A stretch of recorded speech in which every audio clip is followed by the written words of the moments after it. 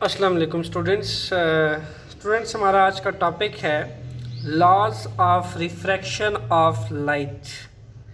Students, इससे पहले हमने रिफ्रैक्शंस की बात की थी और उसके साथ साथ हमने ये बात की थी कि जो डायरेक्शंस है वो एक मीडियम से जब लाइट रे एंटर होता है सेकंड मीडियम में तो जो डायरेक्शन चेंज होती है उसकी कॉजेज़ पढ़ी थी हमने कि रिफ्रैक्शन के अंदर बैंडिंग या फिर डिविएशंस क्यों होती है लाइट रे की जब वो एक मीडियम से दूसरे मीडियम में एंटर होता है।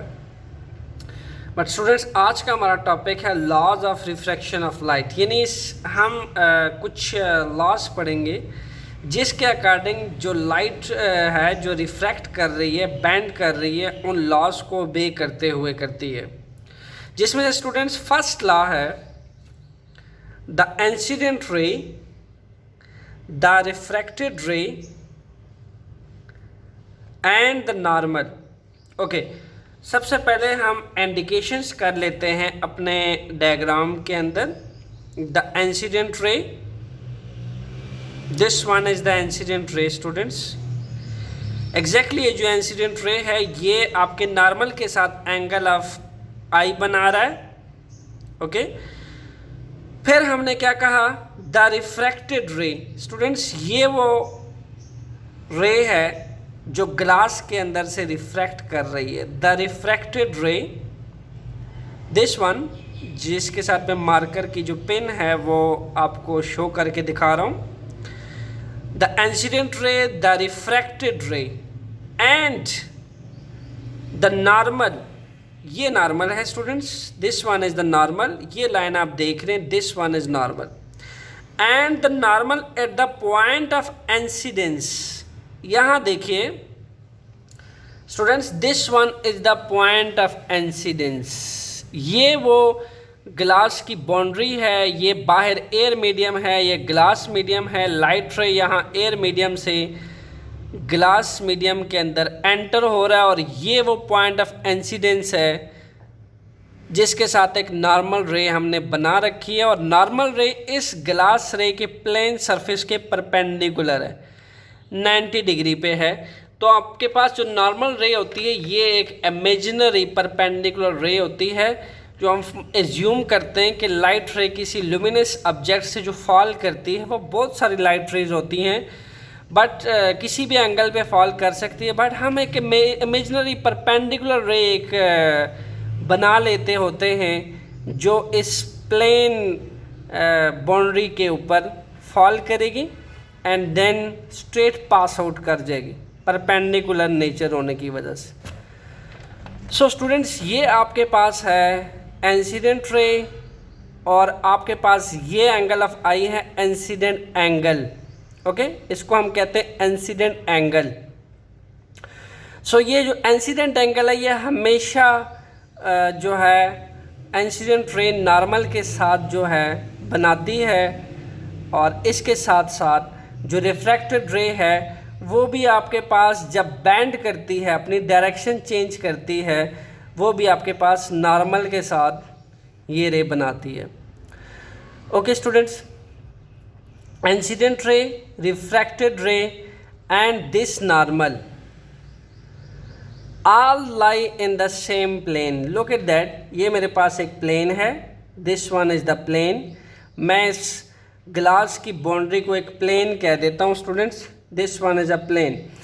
अब इस प्लेन के ऊपर जो एंगल ऑफ इंसिडेंस है एंड रिफ्रैक्टेड रे जो है this one and normal at the point of incidence, this one is the point of incidence, normal at the point of incidence, they all lie in the same plane। students, this is known as first law of refraction of light।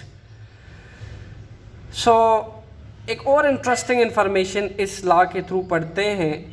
आपको मैंने previous video में भी बताया था कि जब light रे enter होता है एक रेयर मीडियम से डेंसर मीडियम में, स्टूडेंट्स, जिसके पार्टिकल लाइट होते हैं, फार अवे होते हैं, उसको हम रेयर मीडियम कहते हैं। जो पार्टिकल लाइटर मीडियम जो होता है वो रेयर मीडियम होता है और जो ग्लास जैसा मीडियम होता है जिसके पार्टिकल क्लोज्ड होते हैं उसको डेंसर कहते हैं, या यूँ कह लीजिए कि जिसकी डेंसिटी एयर की डेंसिटी से ज़्यादा होती है वो डेंसर मीडियम कहलाता है। सो ग्लास की डेंसिटी तो एयर की डेंसिटी से ज़्यादा है, that's why glass is much denser is compare to air. So students हमारे पास यहाँ पे जो एयर है वो एक रेयर मीडियम है, ग्लास जो है ये हमारे पास एक डेंसर मीडियम है।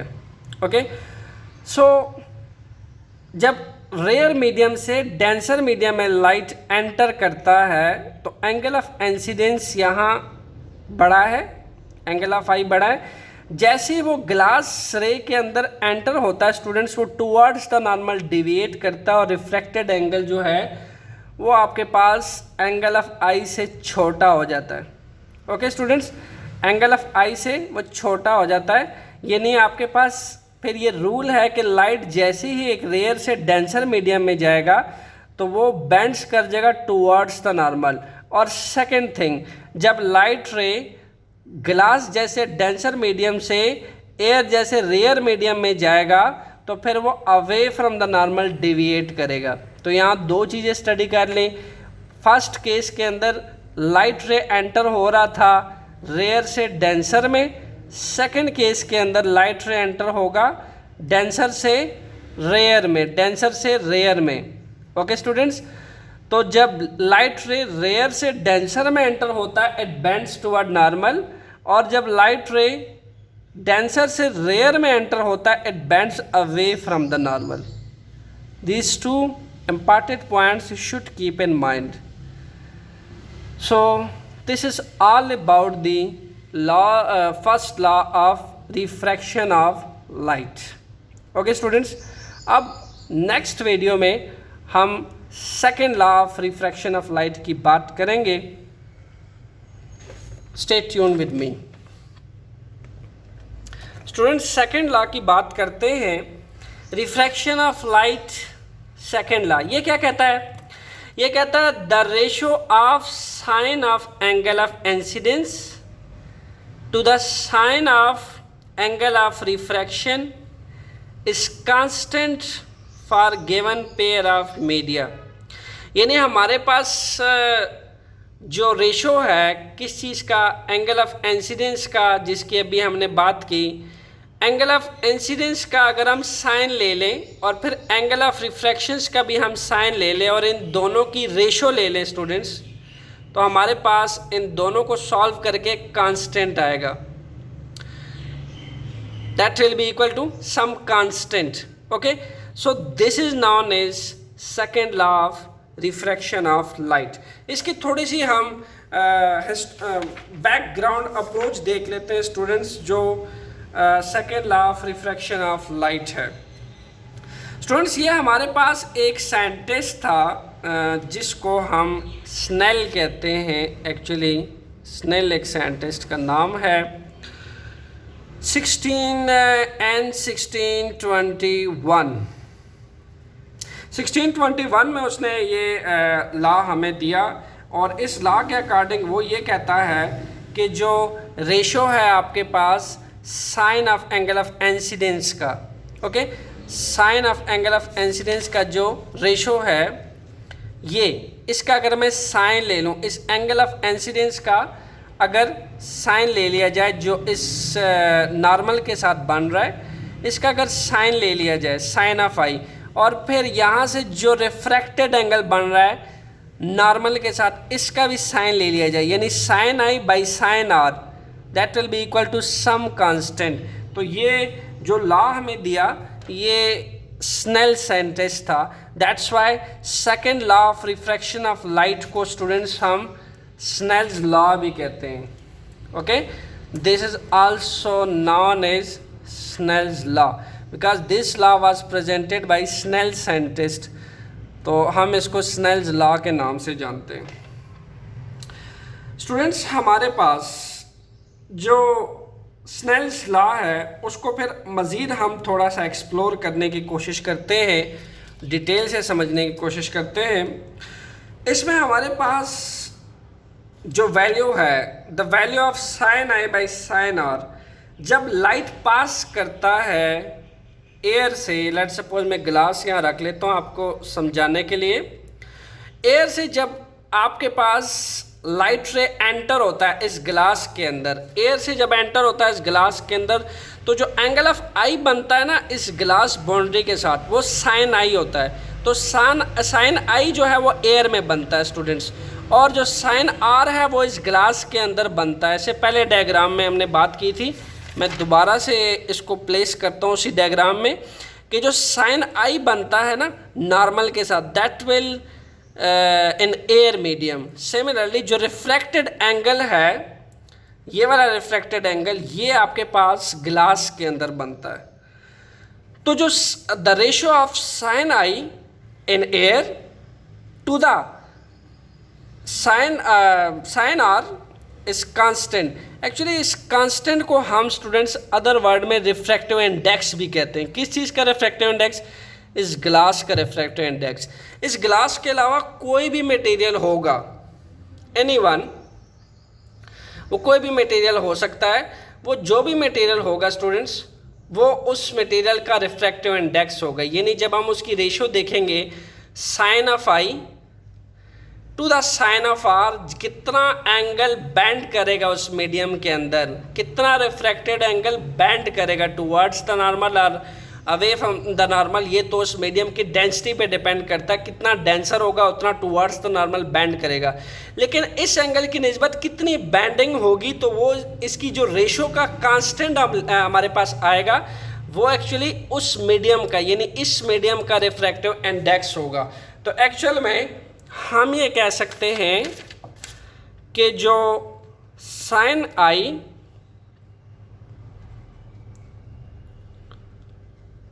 Bye sine are,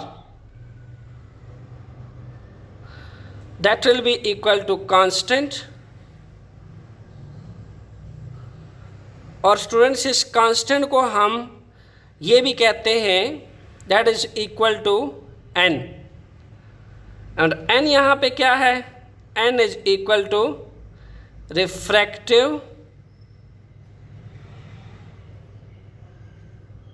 index, n is known as refractive index, okay.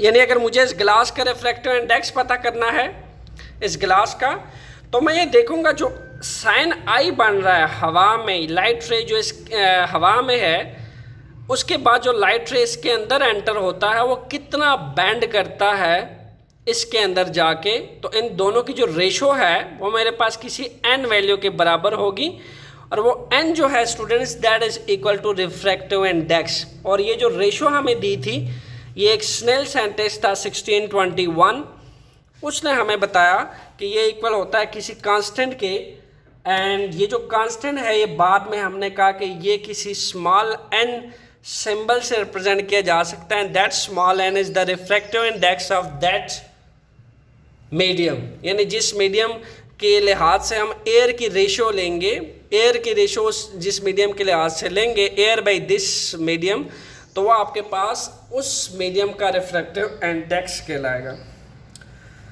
Suppose करते हैं स्टूडेंट्स एक वैल्यू ले लेते हैं।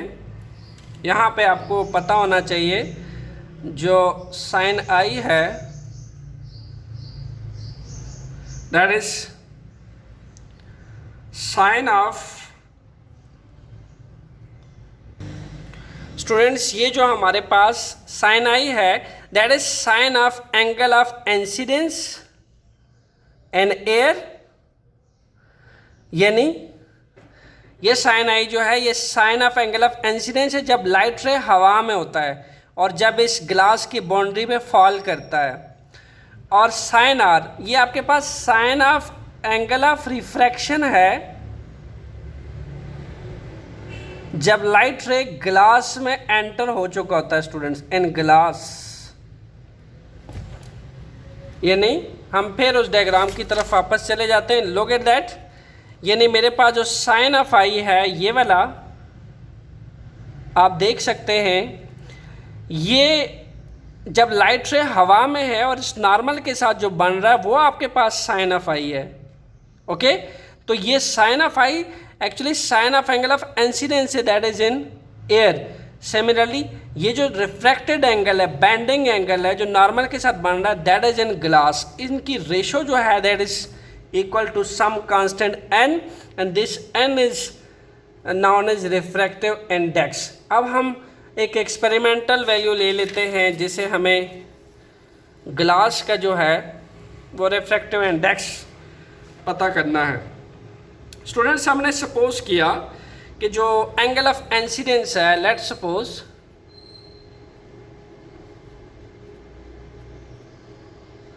साइन ऑफ आई ग्लास के लिए जब हमने कैलकुलेट किया experimentally, that is equal to 37, यानी मैंने आई जो है यहाँ से ले लिया 37 डिग्री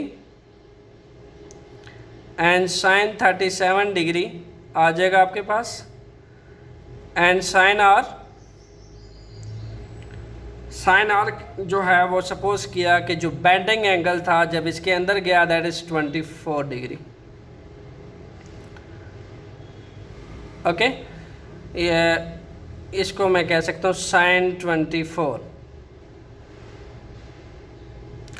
सो हमारे पास जो सेकेंड लॉ है that is equal to sine i by sine r, that will be equal to sine 37 degree and sine r 24।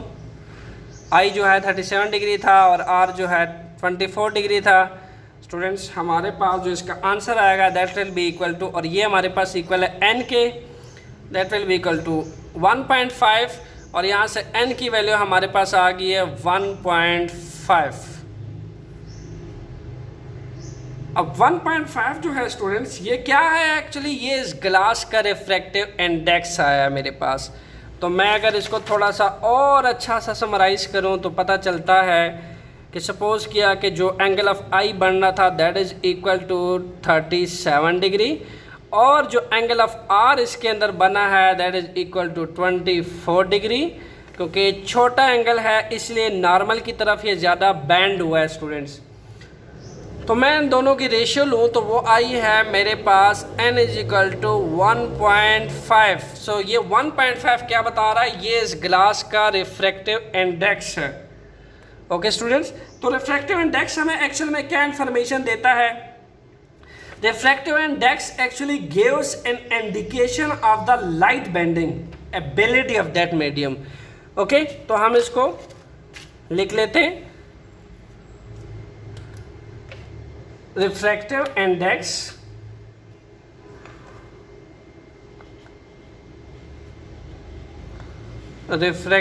index gives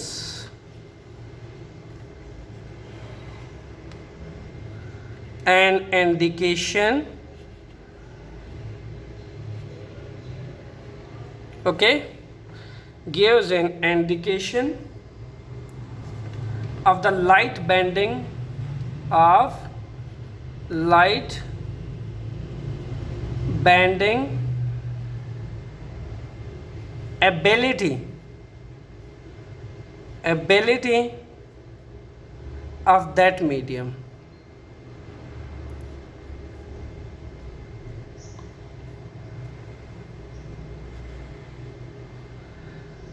यानी हमें रिफ्रैक्टिव इंडेक्स क्या कहता है, ये कहता है कि कितना जो मीडियम है, यानी अगर मैं एयर की निस्बत इस मीडियम की बात करूं, कितना एक मीडियम लाइट को बेंड करता है, बेंडिंग एबिलिटी कितनी एक मीडियम के अंदर मौजूद है, या किस एक्सटेंट तक, किस हद तक, किस एक्सटेंट तक कोई मीडियम लाइट को एयर से एंटर होने के बाद कितना बेंड करता है, वो हमारे पास उसका रिफ्रैक्टिव इंडेक्स है। यानी 1.5 हमें ये बता रहा है कि 1.5 मैग्नीट्यूड है उस रिफ्रैक्टिव इंडेक्स का।